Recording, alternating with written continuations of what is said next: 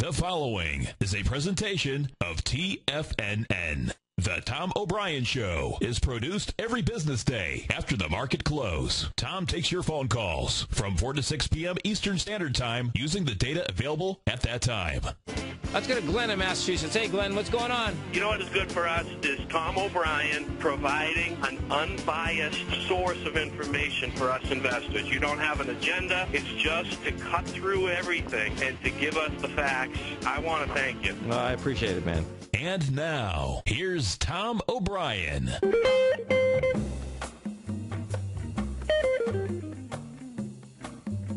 Filling in for Tom O'Brien today for the next 2 hours on the Tom O'Brien Show.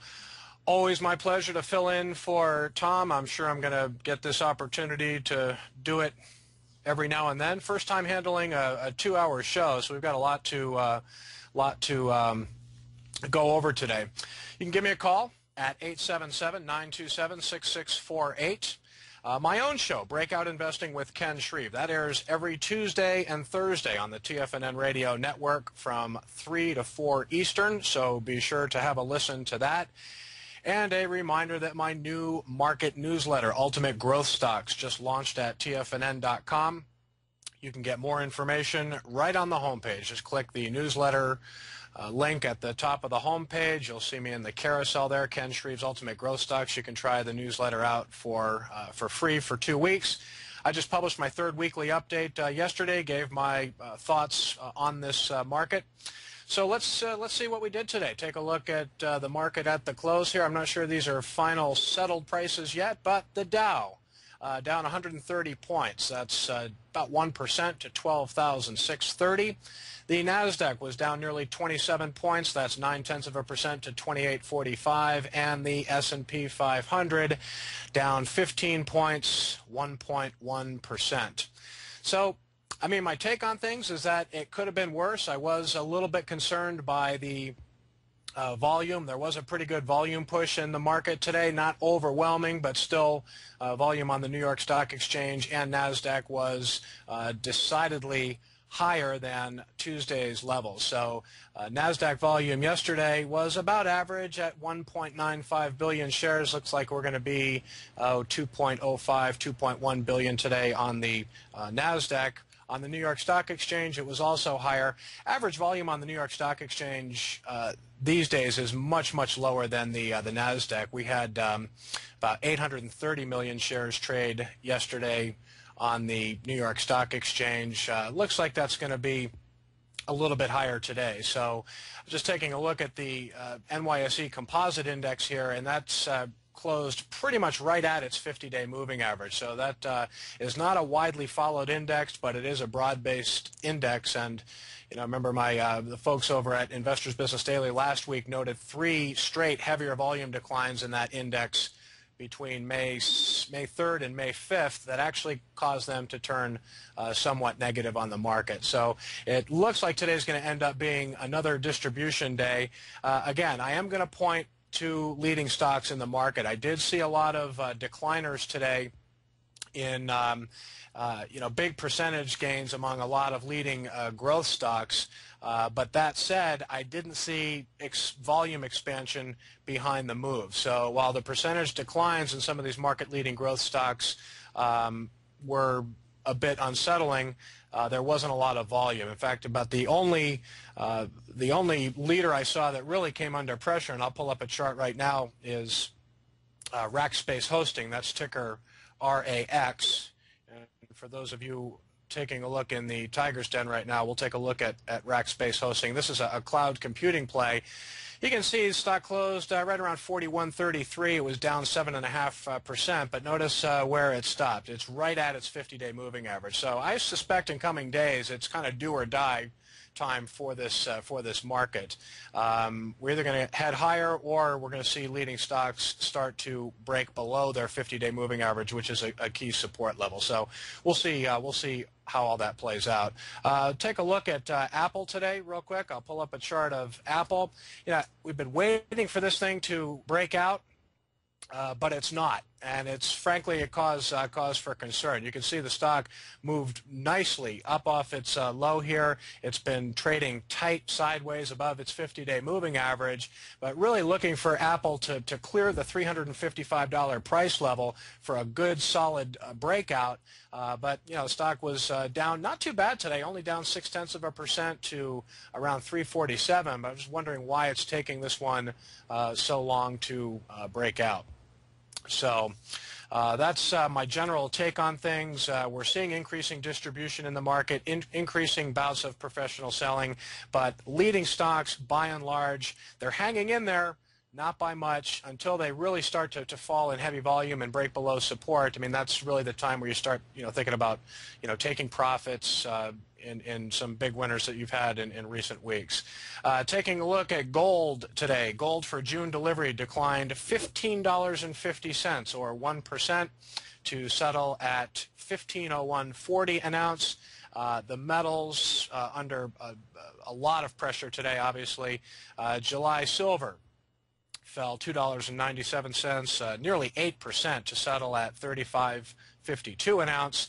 And crude oil closed at $98.21 a barrel, down $5.67. And gasoline also down, lost 26 cents to finish at $3.12 a gallon.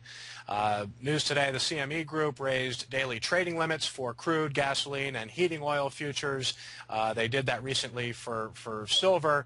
I think in a move to curb some of the excessive speculation that you tend to see in these markets. I mean, let's face it, the oil market, the gold and silver market, there's a lot of fast money in these markets that has resulted in quite, a lot of volatile trading, whipsaw trading back and forth. So raising the limits, that could have an impact. There are some that say it won't, but I think it's a step in the right direction. Related to oil, late Tuesday, the American Petroleum Institute said that crude inventories rose 2.9 million barrels last week, more than the increase of 1.6 million barrels that analysts had predicted. Inventories of gasoline, which have dropped for 11 straight weeks, fell by 295,000 barrels last week. So, we'll see how lower oil prices shakes out. It should be good for the market.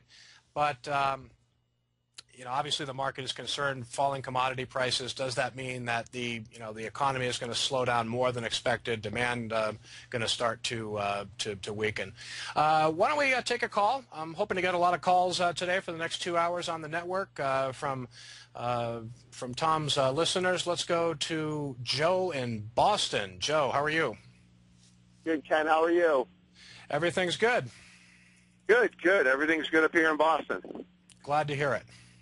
Good. Hey, what do you think of the base that's forming in CRM?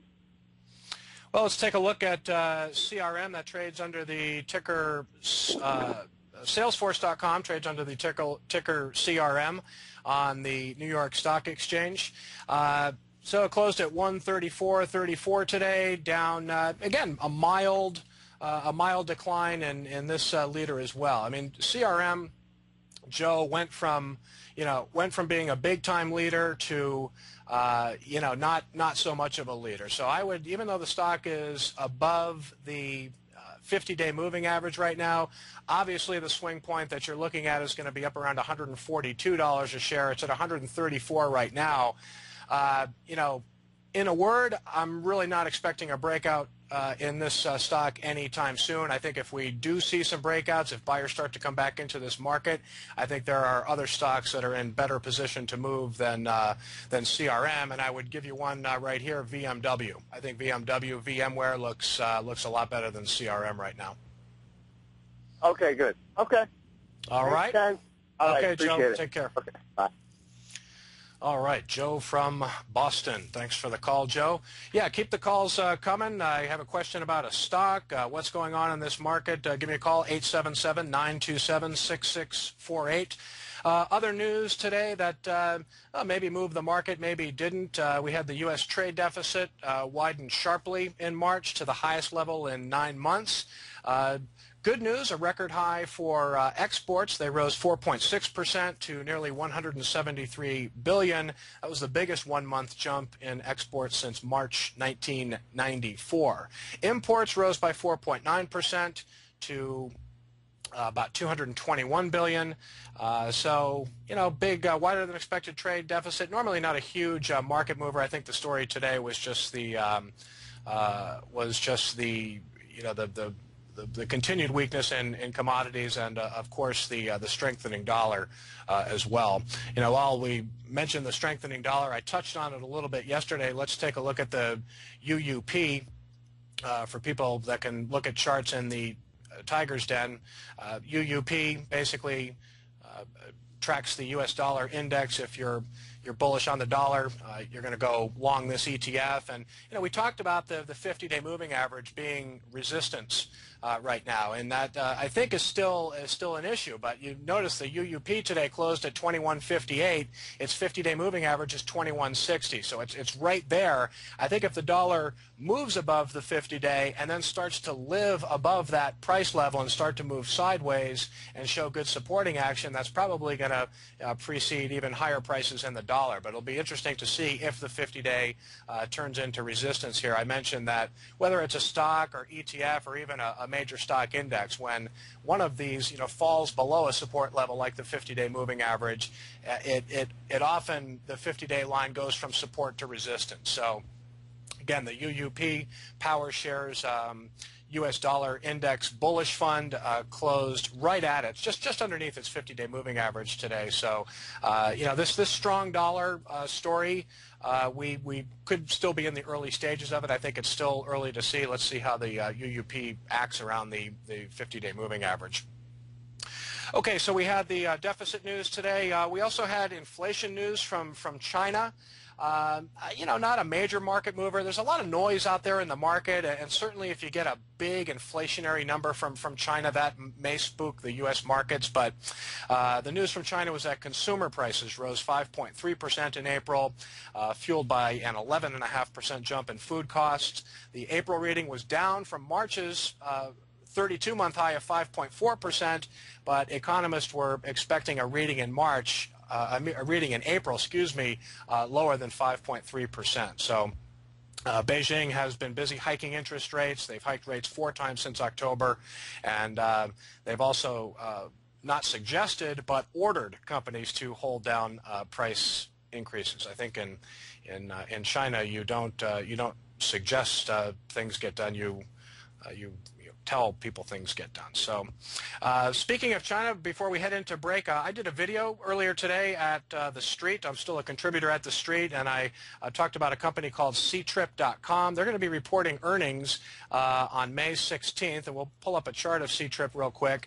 This was a stock, you know, it ran into a little bit of trouble today, down 2.6% to 47.36. But, you know, it is a stock that is setting up nicely ahead of earnings.